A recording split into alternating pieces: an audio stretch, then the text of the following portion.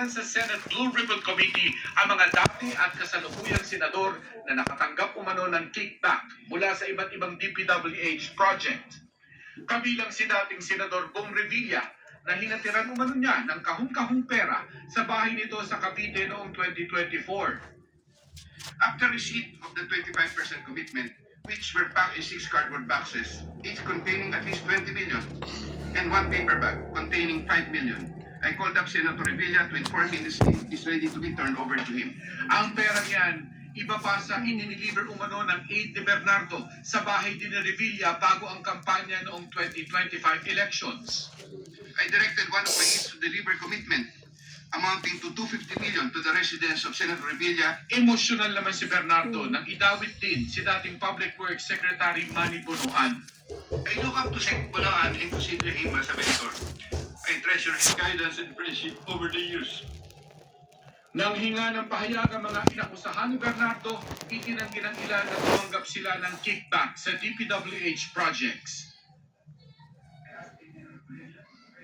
Si Bernardo ay kasama naman sa mga isinangkot ni dating DPWH engineer Henry Alcantara sa pagtanggap umano ng kickback. Ito po, ang unang taon po, 2022 ay 350 million po. Ang kasunduan po ay 25% po para sa proponent. At ako po, o yung driver ko po minsan ang i-deliver po sa kanya. Huli po ay itong 2025,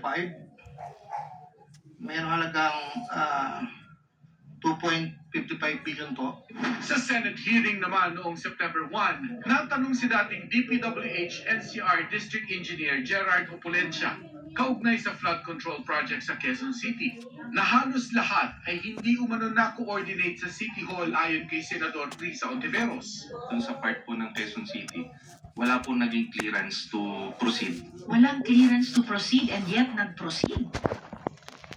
Yes po, Your Honor.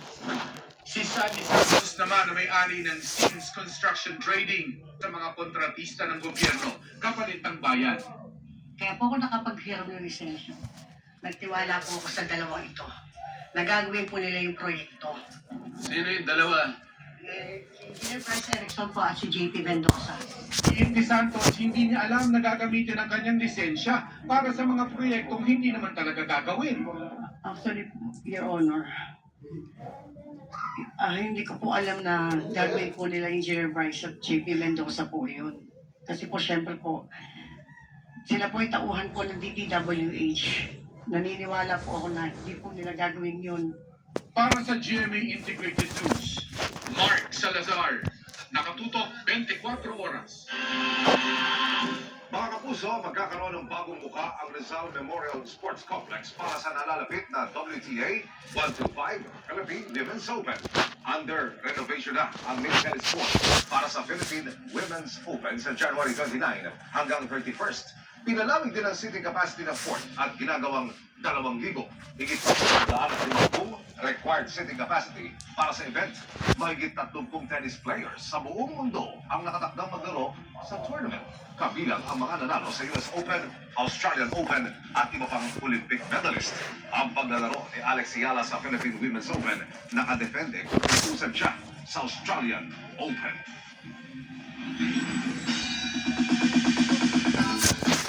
Coming in hot this 2026 ang upcoming series na The Master Cutter dahil nag-play sa kanilang beach video ang mga bidang sina Jingle Frances at Max Collins. At nag-share din si Dong ng photos nila ni Marian Rivera ng magninong at ninang sila sa kasal. Makichika kay Nelson Ganda. Dong Yan is in their Ninong and Ninang era. Inaanak nila sa kasalang isa sa Ben and Ben twins na si Paulo Benjamin Guico. Dapper in his brown suit, ang kapuso primetime king. Habang pretty in pink naman ang kanyang queen. Mula naman sa ma-action teaser trailer para sa inaabangang The Master Cutter na pangungunahan nitong Pinakamahalaga sa lahat. Siguro mo na mahalaga sa pinusuan naman ng marami ang reels niya with co-star Max Collins. Yak kadiri! Ang upcoming GMA Prime series. Pansin na pansin ng netizens ang face card nitong while serving wet look sa beach. at ang oozing sexiness ni Mats in her ultra sexy beachwear. Ang kanilang co-star na si Joe Berry may pa-flex na rin ng behind the scenes sa kanilang series.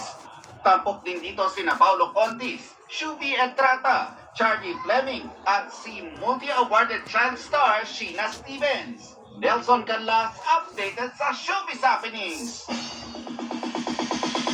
And that ends our week-long chikahan. Ako po si Iya Arellano. Miss Mel, Miss Vicky, and me. Thanks, Iya. Salamat sa iyo, Iya. Happy weekend, Iya. At yan ang mga balita ngayong Biyernes. Ako po si Mel Tiangco. Ako naman po si Vicky Morales para sa mas malaking misyon. Para sa mas malawak na paglilingkod sa bayan, ako po si Emil Sumangil. Mula sa GMA Integrated News, ang News Authority ng Pilipino. Nakatuto kami 24 oras.